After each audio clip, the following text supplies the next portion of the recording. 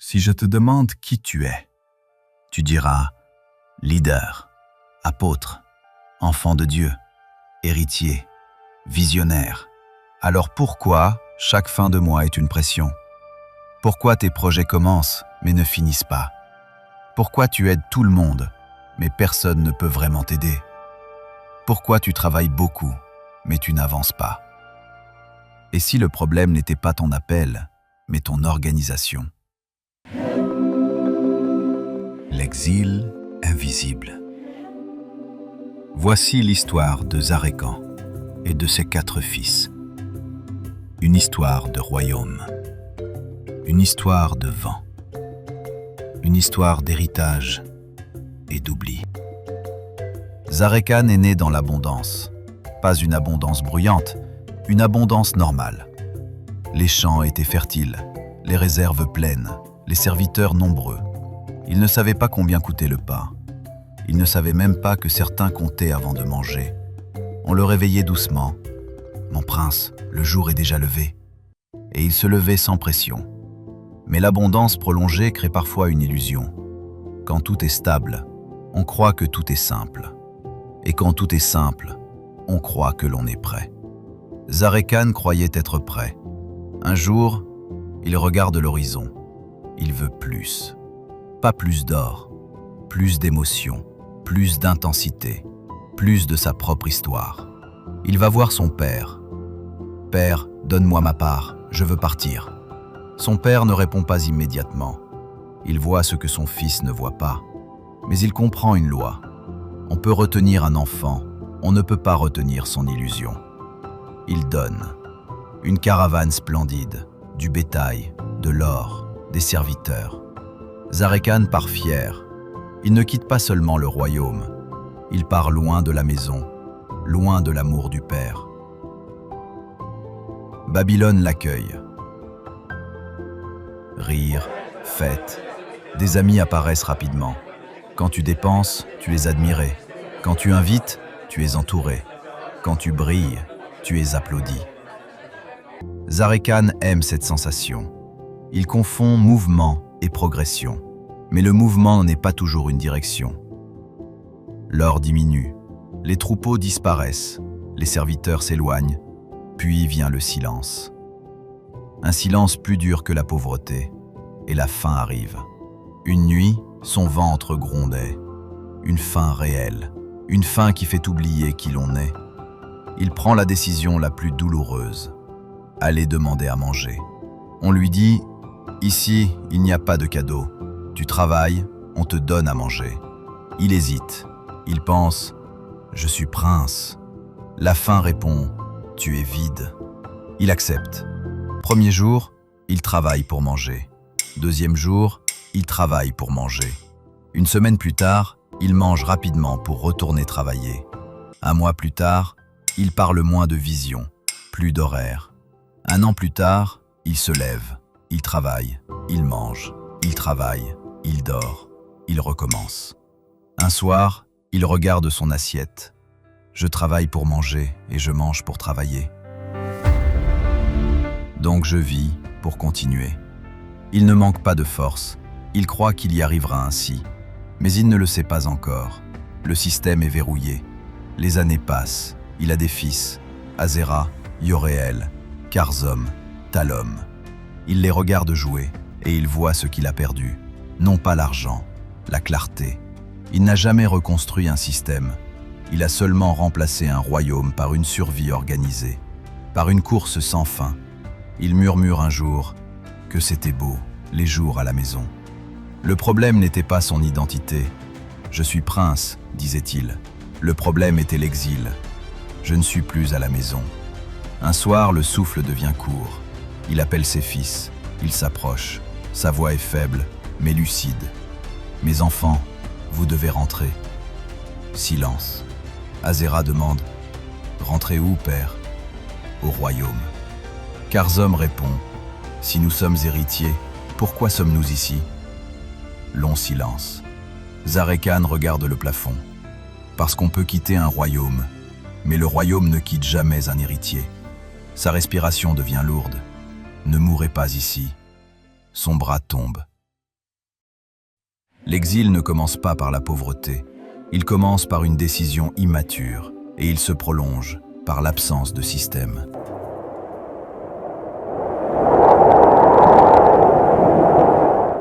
Après la mort de Zarekon, le silence dura quelques jours.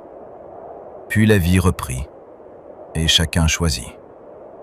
Un héritage ne transforme personne. Une décision, oui. Yoréel pria. Il pria longtemps. Il pria fort. Il levait les mains face au vent. Le royaume reviendra. Dieu est fidèle. Le vent soufflait. Les pierres restaient dans son champ. Il parlait de promesses, mais ne changeait rien à son organisation. Il croyait que le temps allait corriger ce que l'action n'avait pas commencé. Les saisons passaient. Sa situation restait la même. Il ne reculait pas, mais il n'avançait pas. La foi était là, le mouvement absent.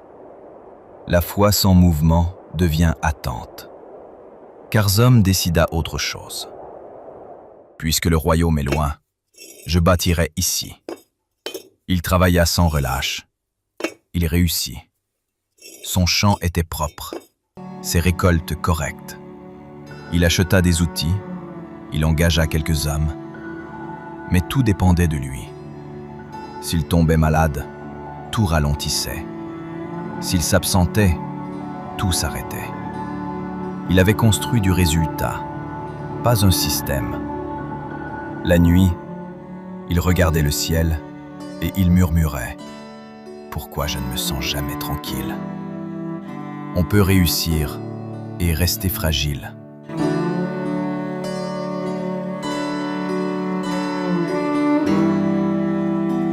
Talom comprenait. Il disait « Père avait raison, nous devons rentrer. » Il réfléchissait, il analysait, il planifiait. Mais il ne commençait jamais. Il voulait être sûr, sûr du moment, sûr des conditions, sûr du résultat. Le vent soufflait, les pierres s'accumulaient. Il répétait « demain », et demain devenait une saison. L'hésitation est une forme douce d'abandon. Azera, lui, était troublé. Il essaya comme Karzom, travailler plus tôt, plus tard. Il pria comme Yoréel, il réfléchit comme Talom. Mais rien ne changeait vraiment. Il sentait une tension intérieure, une question persistante. Pourquoi sommes-nous obligés de toujours travailler? Et pourquoi le vent semble-t-il toujours plus fort? Il observa ses frères. Yoréel était sincère. Karzom était discipliné. Talom n'était pas idiot. Et pourtant, la souffrance ne diminuait pas. Le village n'avançait pas. Il se parlait à lui-même. Il manque forcément quelque chose. Mais quoi? Ce n'est pas l'effort, je travaille. Ce n'est pas la foi, je crois. Ce n'est pas l'intelligence. Alors quoi?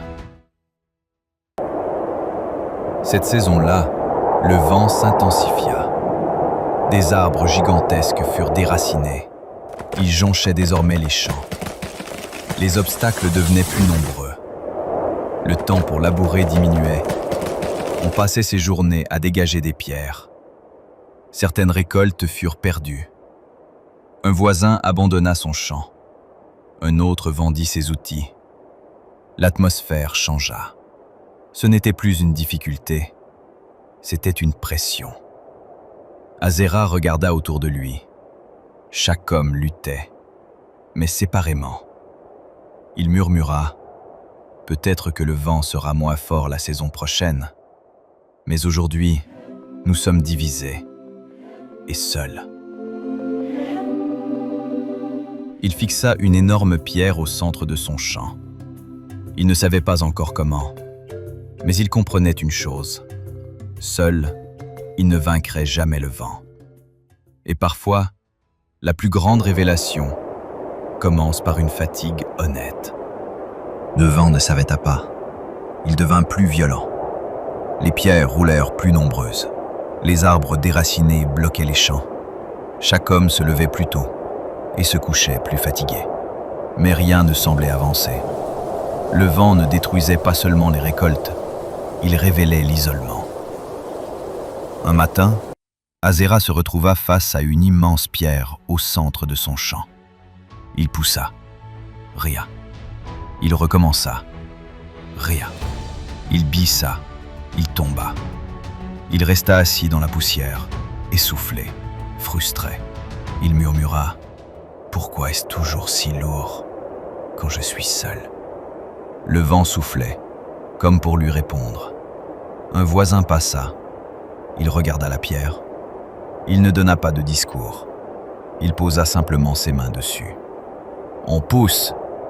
2 hommes. Un effort synchronisé. La pierre trembla, puis roula, puis libéra le passage. Azera resta immobile. Ce n'était pas la force qui l'étonnait, c'était la vitesse. Le lendemain, Azera alla aider ce même voisin. Même résultat, encore plus rapide. Il observa autour de lui. Chaque champ avait sa pierre. Chaque homme luttait seul. Et chacun pensait que son problème était unique. Cette fois, y compris. Le vent n'était pas plus fort. Ils étaient dispersés. Il réunit quelques hommes du village. Ils étaient fatigués, sceptiques. Il ne parla pas de vision, il parla de réalité. Nous passons nos journées à lutter chacun dans notre coin. Et si, au lieu de perdre nos forces séparément, nous les réunissions? Silence. Il proposa quelque chose de simple. Chaque jour, tout le groupe travaille dans un seul champ. Une pierre à la fois. Un champ terminé complètement. Puis le suivant. Ils essayèrent. Premier champ. La pierre partit vite. Le travail fut fluide. Deuxième champ. Encore plus rapide.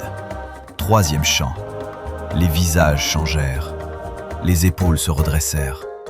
Le vent soufflait toujours. Mais ils avançaient plus vite que lui. Le vent était le même. La vitesse avait changé. Avant ce système, Azera ramenait une petite boîte de récolte. Juste assez pour survivre, parce que la pierre lui volait son temps. Maintenant, quand tout le groupe travaillait chez lui, il récoltait une grande boîte. Il pouvait la sécuriser, la stocker, puis aller aider un autre à ramener la sienne. Les grandes boîtes commencèrent à s'aligner. Pour la première fois, il ne ressentit plus l'urgence. Il ressentit la stabilité. Un soir, il regarda le village. Il comprit enfin. Le récipient n'était pas individuel. Le récipient, c'était le système. Le temps libéré, la confiance partagée, la régularité, l'organisation. Il murmura « Le vent ne disparaîtra jamais, mais nous ne sommes plus seuls. » Les saisons suivantes furent différentes. Quand une pierre tombait, elle était déplacée rapidement. Quand un champ était bloqué, il était libéré collectivement. Les imprévus ne détruisaient plus tout. Ils étaient absorbés. Les anciens du village observèrent.